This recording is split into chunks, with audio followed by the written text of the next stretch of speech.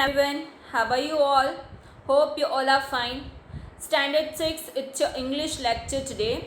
And today we are going to do chapter number 5, that is a dream. It's a poem. So it is, I say, open our hearts like a new flower. Open our hearts, यहाँ पर इसका meaning ये होता है to be kind. हमें kind बनना है फूल की तरह. Let the hatred in us flow away like a stream. Let justice be set in our hearts like a stone standing straight and firm. I have a dream that one day people all around the world shall eat from the plate of peace and say together, we shall stay so always. One day a tree will grow high and strong in the garden of justice and live forever. यहाँ पर इसका meaning कुछ इस तरह से होता है इस पोएम में कि क्यों ना हम सब लोग साथ में रहे. राइट, साथ में रहने के लिए यहाँ पर बोला गया है इस पोएम में. अ ड्रीम, एक सपना है मेरा ऐसा, जो यहाँ पर पोएटिस है, पोएट है. राइट, उनका एक ड्रीम है कि क्यों ना हम सब लोग फूल की तरह काइंड बने, ऐसे कि हम हमारे दिल में किसी के लिए भी नफ़रत ना हो, हम सब की मदद करें, हमारे लिए सब लोग समान हो, कोई जात पात धर्म इसका कोई भेदभाव ना हो. राइट, कास्ट को लेके कि ये हिंदू है, मुस्लिम है, ये सिख है, पंजाबी है, एक्सेट्रा एक्सेट्रा एक्सेट्रा. तो ऐसी कोई भी हमारे दिमाग में गलत चीज़ ना आए, हम सब लोग एक बन के रहें. तो इस पोएम में हमें यही सिखाया गया है कि क्यों ना हम सब लोग फ्लावर की तरह दयालु बने. हमारे दिल में जो एक दूसरे के लिए नफ़रत है, हैट्रेड मतलब नफ़रत, जो नफ़रत है उसे हम बहा दें. लाइक अ स्ट्रीम, झरना पानी कैसे बह जाता है, एग्जैक्टली वैसे ही क्यों ना हम नफ़रत को भी ऐसे बहा दें. और जस्टिस यानी कि न्याय, न्याय को हम अपने दिल में ऐसे रखें जैसे जो पत्थर होता है, स्टोन मतलब पत्थर, वो कैसे एकदम स्ट्रेट और फर्म मतलब एक ही जगह पर कैसे खड़ा रहता है जब तक हम उसे हिलाए नहीं तब तक, एग्जैक्टली वैसे ही हम बने.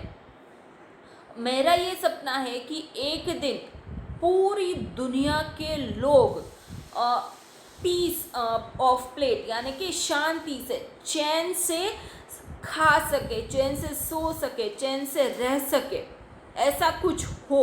और हम सब हमेशा ऐसे ही बने रहे.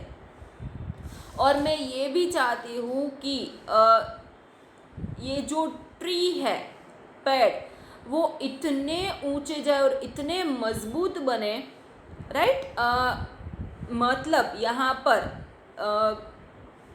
ट्री इन द सेंस कि हमारा जो सपना है, राइट, हम जैसे हम जो भी बने वो एक ट्री के जैसे बने और हम उसमें ऊपर इतने चढ़ते जाए और इतने स्ट्रॉन्ग बनते जाए कि कोई भी बुरी लत, कोई भी बुरी आदत, कुछ भी गलत हमसे ना हो.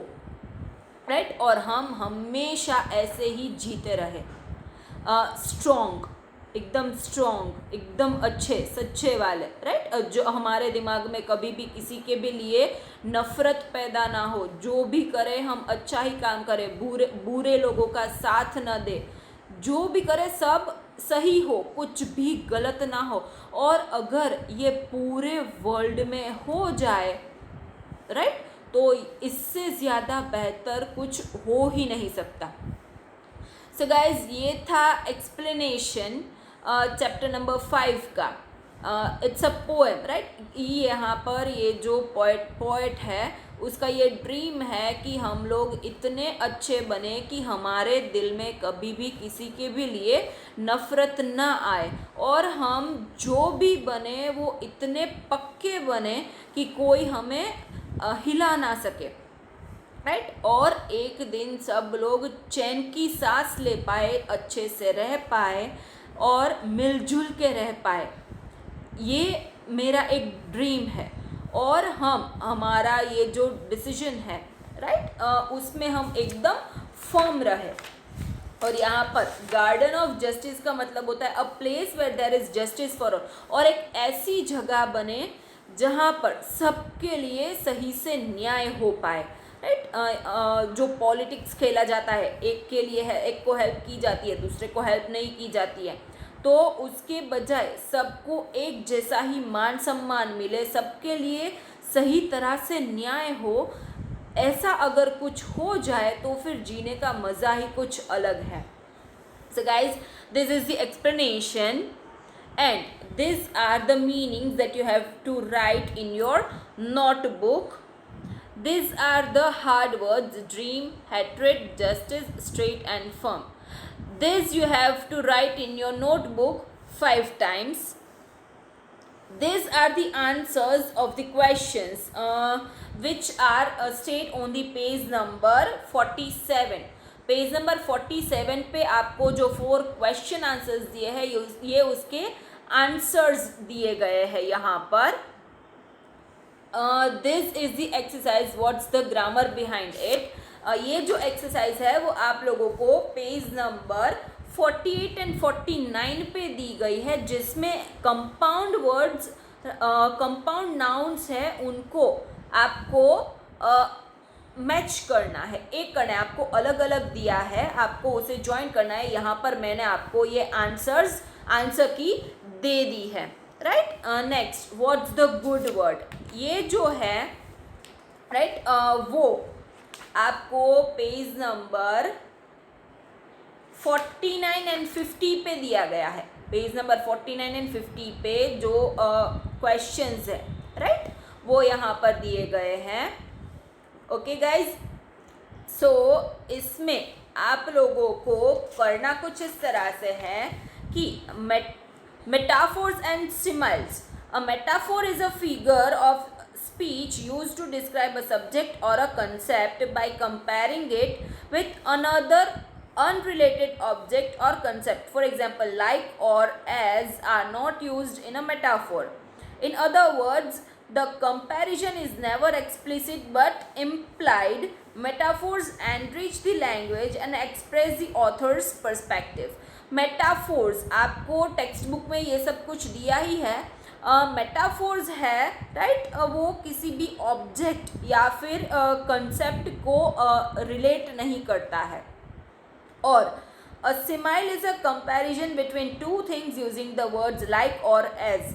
मेटाफोर्स है उसमें कंपैरिजन नहीं होती है, लेकिन ये जो सिमेटायर है राइट उसमें कंपैरिजन की जाती है। ये जो पहली एक्सरसाइज है राइट उसमें आपको explain in own words what the following metaphors mean. यहाँ पर आपको ये मेटाफोर्स दिए हैं राइट जिसका आपको मीनिंग लिखना है। मतलब शी इज़ एन एंजल, तो मतलब क्या है उसका? Beautiful and good of heart. Next, he is such a chicken, मतलब अ टिमिड मैन।